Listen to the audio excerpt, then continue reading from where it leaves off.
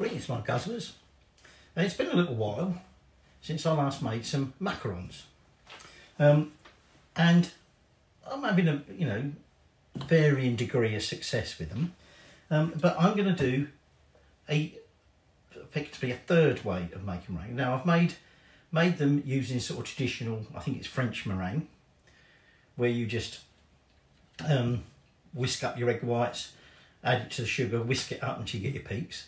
I've done the Swiss style, which is where you heat your egg yolk whites over, like a bain-marie, before you add that into the mixture, as it were. But this time we're doing it Italian meringue style. Okay, so you need to get stuff prepped and ready to go, because when we start making the meringue, we need all the bits ready to mix. But equally, when we want to make the macarons, again, we're going to need the base ingredients ready for when the meringue's ready. So the first thing I'm going to do is I'm going to make, I think it's pronounced tant per tant, or tant pour tant, which is so much for so much. Basically, it's saying we're going to use ground almonds and icing sugar, and they're in equal quantities. We're going to do 300 grams of each. Now, you don't want almond flour, you want ground almonds. And the trouble is with ground almonds, well, it's not a trouble really. You can use it as it is, but it may give your macarons a little bit of a textured surface, because it's not fine, and equally sometimes there can be bits of husk in there. So what we're going to do is we're going to put our 300 grams, and I've got a feeling this ain't going to be big enough, into this blender, and then I've got my 300 grams of icing sugar, which I'm also going to add to that, and then we're going to blitz it. Now, we don't blitz the almond flour on its own, simply because it will start to warm, releasing the oils, and that will ruin it.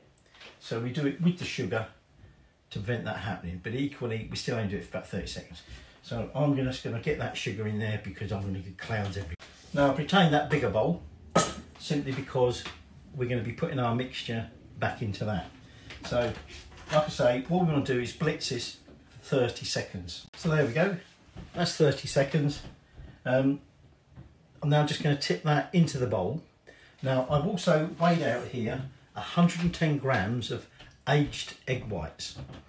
Now you can use egg whites straight out of the egg, but they're better if you age them for at least 2 days. Now egg whites, ideally for this sort of thing, improve with age. So 4-day, 5-day egg whites is fine, and you don't need to keep them in the fridge either. In fact, you don't want the ones you're going to use, if you're going to use them straight out of the egg, then let them get up to room temperature. Certainly get the egg whites, once you've separated them, up to room temperature before you do anything else. So anyway, I'm going to get that transferred into that bowl. Now, I want my macaron shells to be orange. And so what I've got is I've got some yellow and some red food colouring powder. Now, water is like a no-no when you're making meringues. So normal traditional food colourings that you might buy for cakes, you don't use, because they're water-based. So for a meringue, you either use a gel or a powder. Now, if you're using gel, you would mix them into the egg whites at this stage. This isn't egg whites we're whisking up, okay? This is what's going in this tant pour tant, okay? If you're using powder, you can put that in the almond and icing sugar mix. But because we're blending two food colours together, we can't really tell, tipping the powder into there, what colour we got. So we are actually going to add the powder to the egg yolks. So you only want about 1/8 of a teaspoon. So as far as I've got is 1/4. So I'm going to add almost 1/4 of a teaspoon of the yellow powder, which I know looks orange, into them egg whites, and then we're going to just mix little pinches of that red mixing that in until we've got the orange colour we want. Now the colour will fade when it's obviously blended in with everything else, and also with your bake it. But what we don't obviously want is, if we want orange, we don't want to end up with red. So I'm just going to get that into there and get that mixed in. I've got my food colouring mixed in to the egg whites, 110 grams. I've put 110 grams of egg whites, the aged egg whites, into my mixer with the whisk. I've degreased the whisk in the bowl. Okay, I've transferred my almond flour and icing sugar mix to a bigger bowl, partly because it's a bigger bowl and partly because you can see better what's going on. In my saucepan here, I've got 300 grams of sugar. Now you can use ordinary granulated sugar. I've used caster sugar because that's mainly all I've got, but obviously caster sugar is a bit more expensive. All it is granulated sugar that's been ground down a bit. And I've added 75 mils of water to that saucepan. And what we're going to do is we're going to make a sugar syrup. So this is where the Italian meringue differs. Rather than whisking in sugar, we're whisking in basically hot syrup. Now, this syrup needs to be 118. I think it's the softball stage if you sort of do things that way. You can use a sugar thermometer. Mine won't. It's not deep enough for that. Okay, so you need to keep your eye on the temperature, and essentially when it hits 118 we want to remove it from the heat because otherwise it starts caramelising, but equally that is then going to go into our whisked egg whites. Now we don't want to start whisking this too soon. We want to do that once, or start it once that's getting to temperature. So when that gets to about 113, we're going to start our whisk off. Now it is one of them things, your speed really you come to sort of know about, okay? But you want it on about a medium to high initially at 113. When this hits 115, we then increase the speed up. The idea being that when that hits 118, this is now reached sort of more of a soft peak stage. It looks sort of dryish, which does seem a bit of a weird thing to say. So I'm just going to get this now. Be careful with the thermometer. Mine, it's mainly at the end, so you don't want to rest it in there because you'll be measuring the temperature of the saucepan, not the syrup. So you may just have to lift it up. But what you're not going to do while you're heating this is stir it. If you stir it, it's going to start crystallising and you get sugar crystals in it. You don't want sugar crystals. So I'm going to start heating this up. We're going to mix up, not that one, we're going to mix up our tam once we've got that done, because that just needs blending in. So we're going to blend this now into like a paste. So I tip in my egg whites, like that, and we just want to get this all thoroughly mixed together so that the colour is obviously uniform. We've got no bits of white in there. So it's going to form like a paste, and we will be combining our finished meringue with this paste to make our final dough, if you like, for our macarons. So we're just going to keep mixing that until that white's gone. So there you go, there's our finished tam. Okay, nice uniform orangey colour. So we're just going to put that to one side and we'll get ready to start doing our syrup.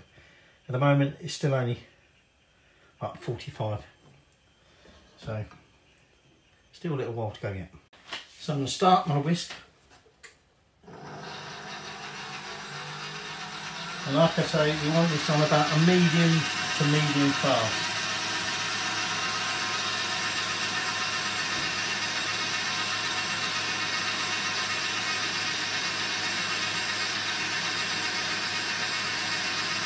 So keep monitoring this, and then monitor your speed of that. That's it, 118, so I'll turn the heat off.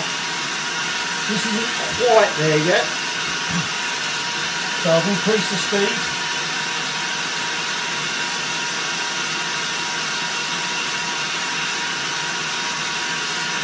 And then, when that skin's more stiff peaks, we're going to very slowly pour the sugar syrup into the bowl. Try not to get it to run down the inside, and equally try not to get on the whisk, because we want it in that white, in those whites, and then we're going to whisk that together.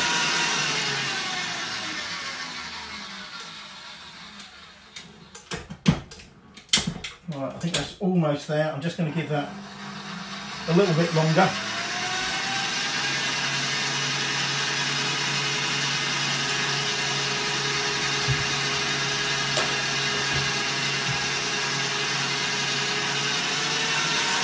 So now, because I'm ready to add that, I'm going to turn this up to high, pour that in, and then we let it run, whisking away for 2 minutes. That's 2 minutes. That hot syrup will now have cooked those egg whites. Okay, so this is why it's slightly different from the other versions. But we don't want to use it while it's hot like this, so we're just going to let this cool down, and then we can start combining it with that. So this gives us a chance now to start preparing our piping stuff. Okay, so I'm just going to move all this, and then we'll get on with that next bit. Right, this is going to make a lot of macaron shells. Okay, that's the idea. Okay, to be honest, if you cut the quantities down too much, you're going to have a job being able to whisk those egg whites initially, because you know, as it was barely touching it. So I've got a piping bag, and I'm going to do it with a Savoy nozzle. Now the Savoy nozzle, if you notice, the end bit actually goes narrower than the top bit, and this is quite useful because you take the piping bag. These are reusable. Okay, you can wash these if you want. Now, if I push the Savoy nozzle down as far as it goes, I can see the ridge where that changes, and what I can do is just score around where that ridge is.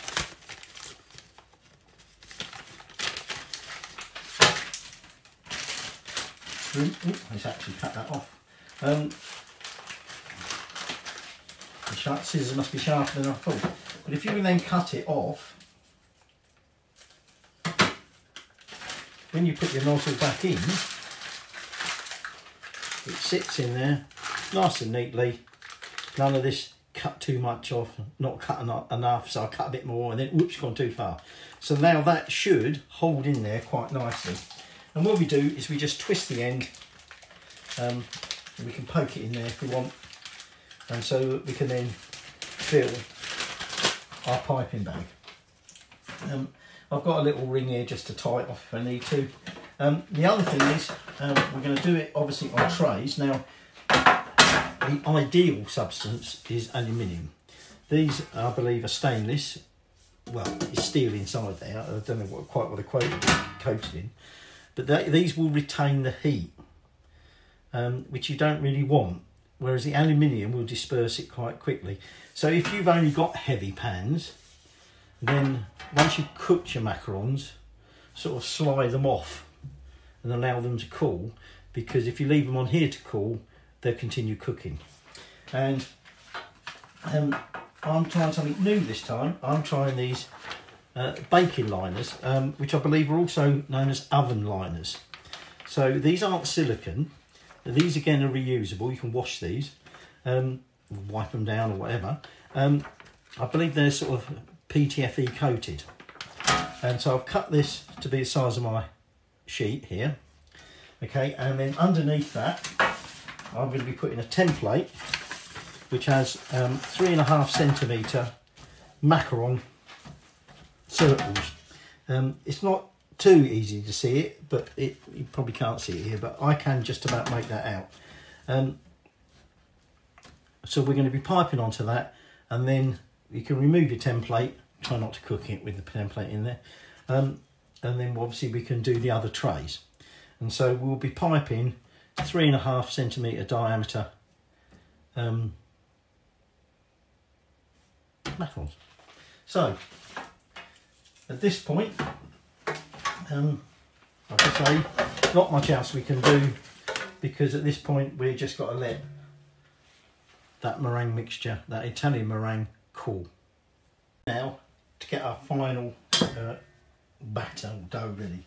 So I've taken about 1/3 or so of that meringue. It's almost marshmallowy, and because obviously this initial sort of stage is going to be quite stiff, we're going to end up knocking a lot of that sort of air, if you like, out, which we don't want to overdo.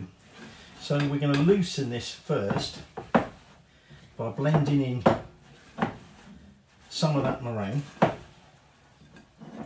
and I might add a little bit more, and then I'm just going to mix that until all the white's gone.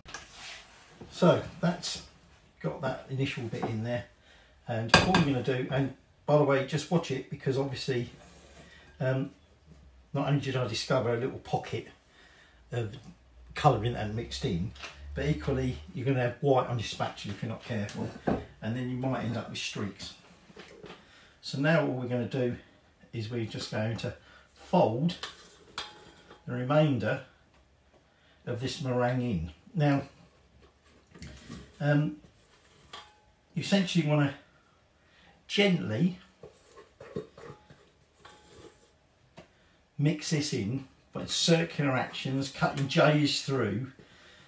We obviously want it so there's no white left, but we don't want to overwork it. So it's a matter of sort of turning around, cutting through. We want it so it will ribbon off of the spatula.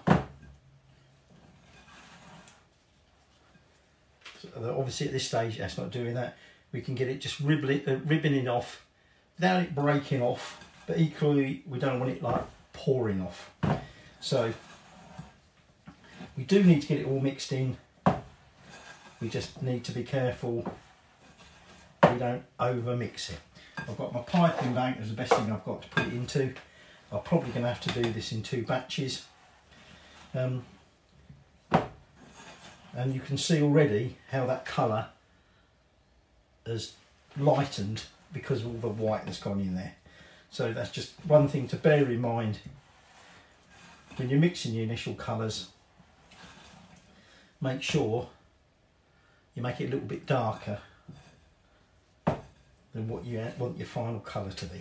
So I'm just going to get this to that ribboning stage. I've still got white in there, so we're not quite there yet, and I've still got patches of darker orange. Make sure you scrape all the way to the bottom. So still a little bit thick at the moment, but we're not far off. So what, like I say, what we don't want to do is get it overworked. So you can see I can sort of fold it down. It's running off, and it does retain some of that ribboning for a little while.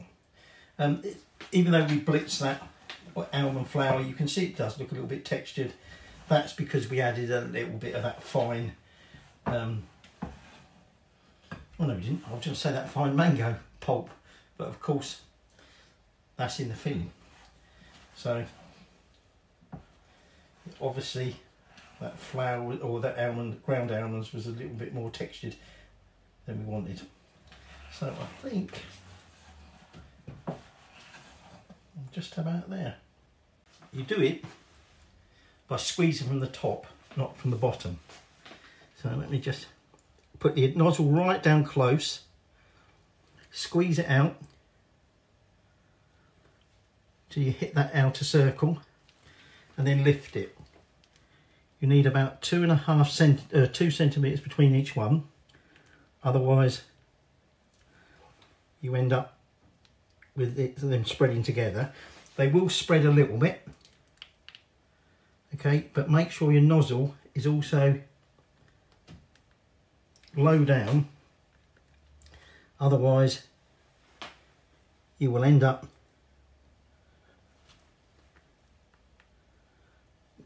putting too much batter down there,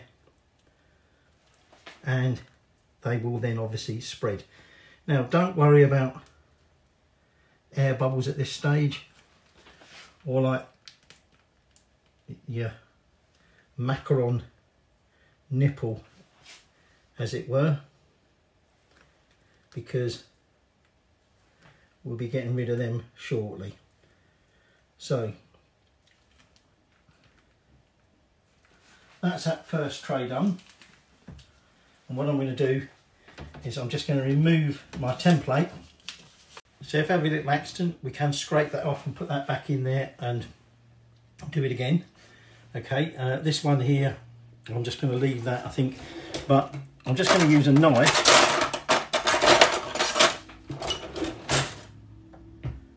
just to gently sort of round that off. It's still going to be a little bit deformed, but we can live with that. Now, this is where we now have to give them a good banging.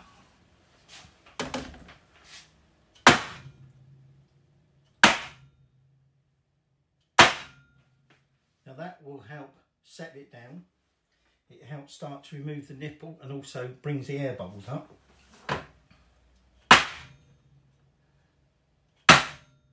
You can see we're getting a little bit of spreading. Some I just didn't play as much as the others. But if you've still got some odd air bubbles, just go around, hold down the baking sheet and do it, otherwise it will flip up. And then these are going to be set aside to dry for about an hour. Now, if you need to, make sure you cover over what's left so it doesn't dry out in the bowl.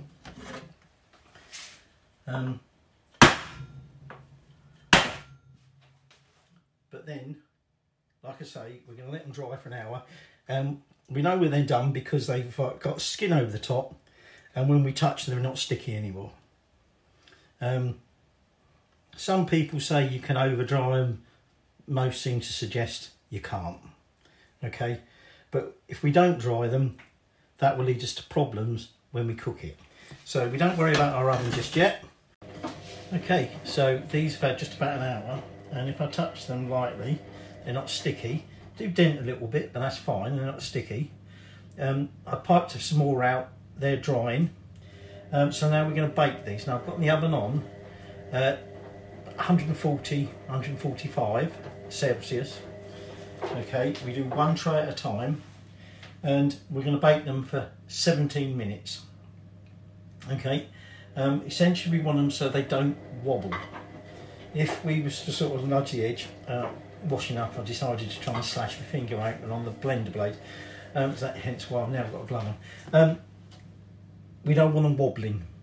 Okay, if they wobble, they're not quite set. Now, what should happen, like I've said before with the macaron, the skin means the steam, the moisture inside can't get out, so it pushes it up and comes out the side, creating the classic foot. So, and like I say, we'll bake these 17. We're going to let them cool.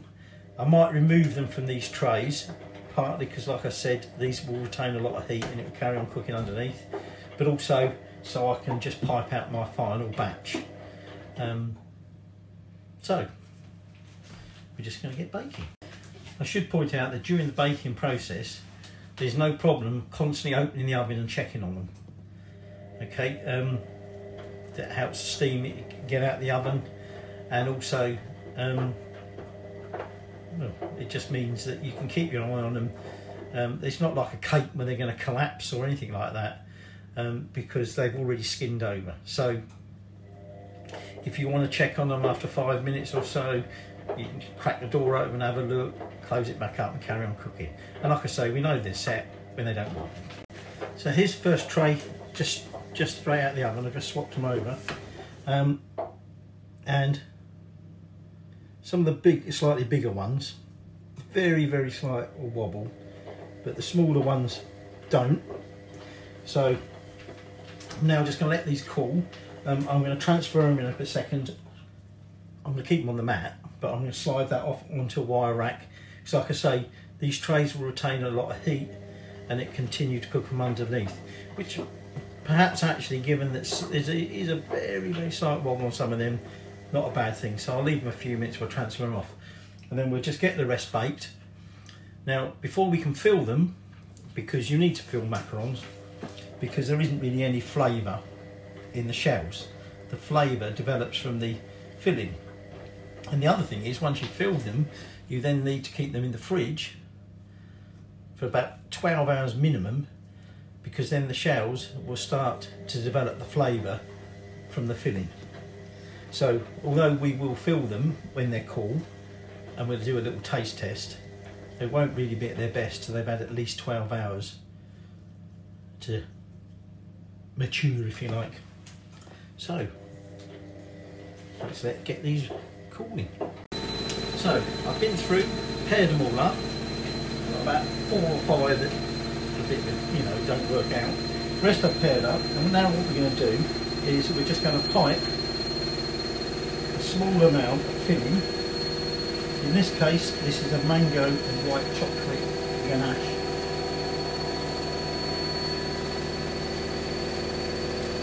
So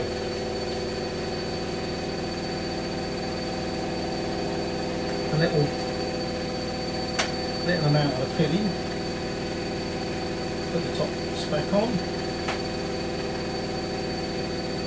and then, like I say, these ideally want to sit in the refrigerator for at least 12 hours. Now the flavours in that filling will then start to sort of soak in, if you like, into the macaron shells. So it's just a matter of finishing them, and then, even though it's a bit early and we've got some spares anyway, we can have a little taste test. There's the last lot, finished macarons. So these were 2 odd shaped shells. Pity to waste them, isn't it? So at the moment, they obviously are still quite crisp on the inside anyway. The outer we'd expect to be a little bit on the crisp side. But after sitting for at least 12 hours, that would get moister. But let's try it anyway.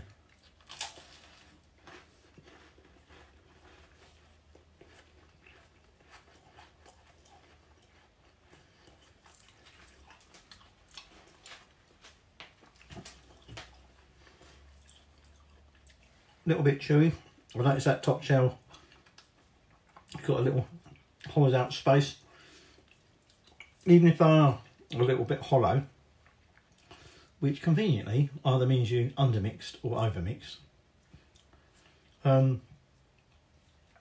As the flavours develop, you should find that, to be honest, those sort of little hollow gaps disappear anyway. Oops.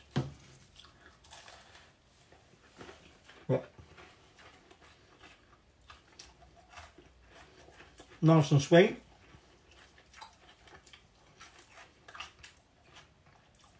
You get the mango, it's not overpowering. I want a lot of mango in it. I did actually have to add a little bit more melted white chocolate to the ganache because it was a bit runny. So it is more chocolatey than it is mango, but you do get that hint of mango in it. So, there you go. Your mango and white chocolate macarons.